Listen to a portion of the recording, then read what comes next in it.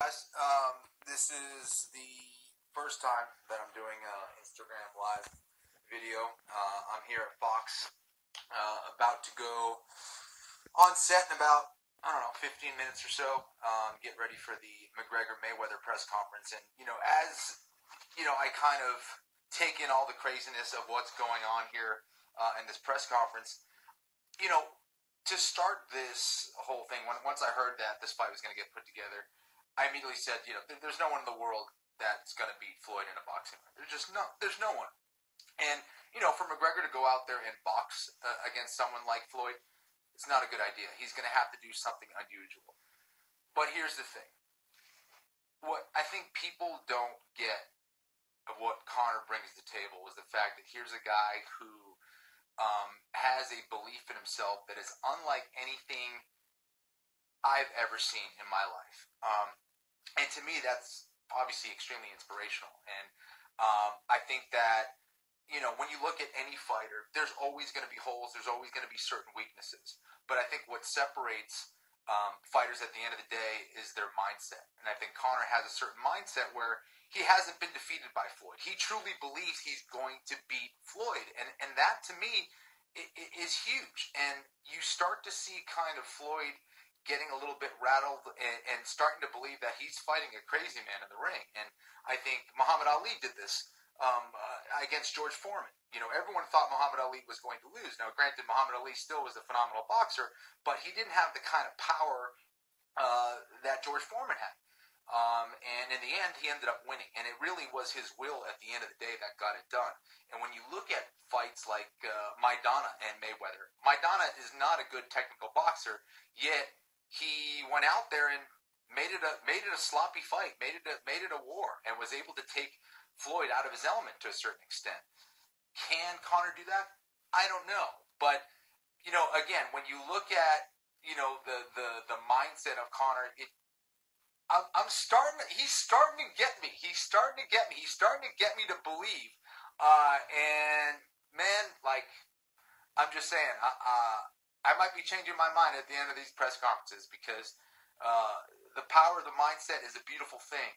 And for me to go against that means that I'm going against my own positive mindset. I'm going against, some of the miracles. There's certain things you can't quantify. There's certain things you can't measure. You could look at the stats of what you've done in boxing and all that stuff, and it's the same thing. You'd think it'd be impossible for someone to climb Mount Everest. It'd be impossible for someone to do a mile in under 4 minutes. But it's the mindset that gets it done. And I'm starting to believe that maybe this Conor guy can get it done in a boxing ring against someone like Floyd Mayweather. Any questions here? What do we got for questions? What do you guys got? Anything? Views Americans don't get he is fighting Irishman. Nothing. Cody. Who do we got? Any questions? Nothing? Oh, Mike, is that the real Michael Bisping on here?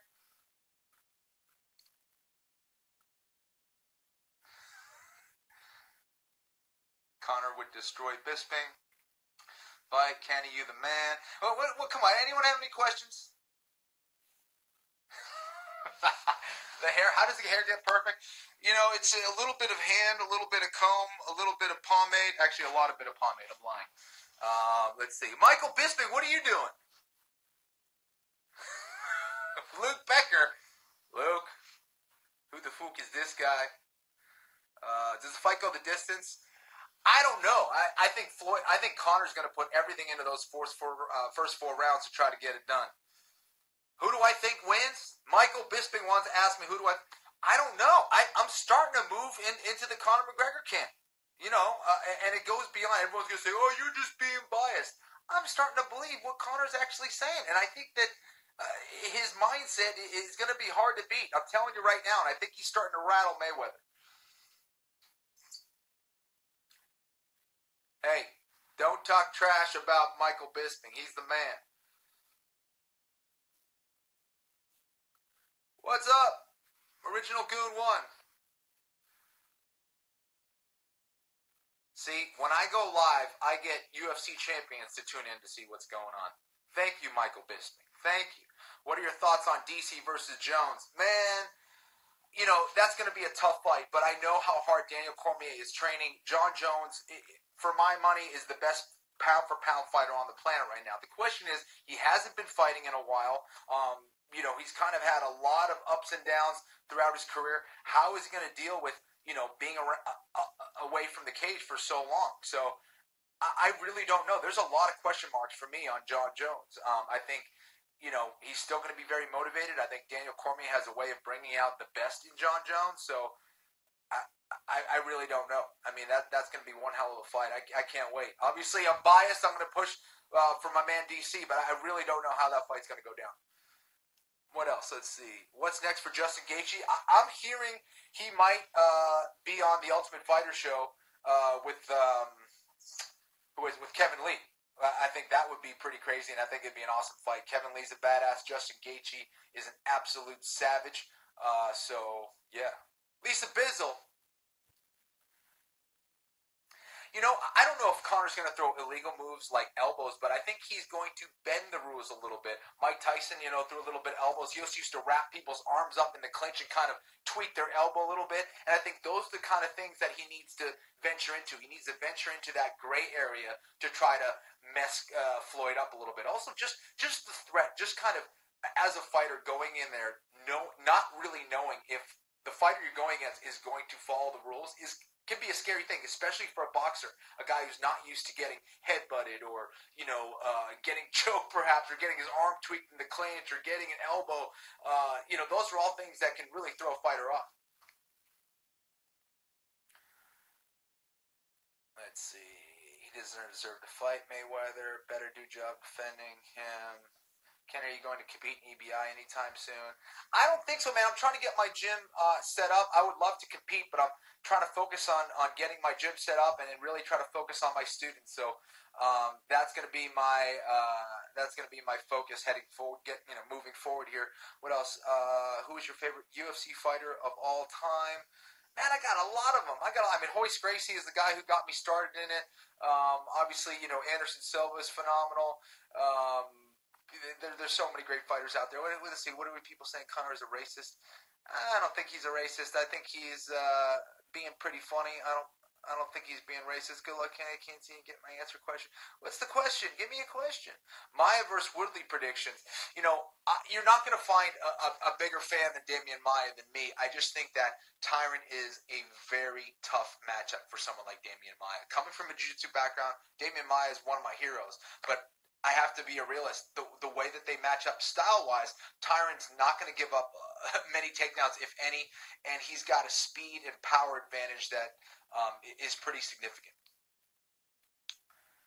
What up, Scott? What's up with GSP?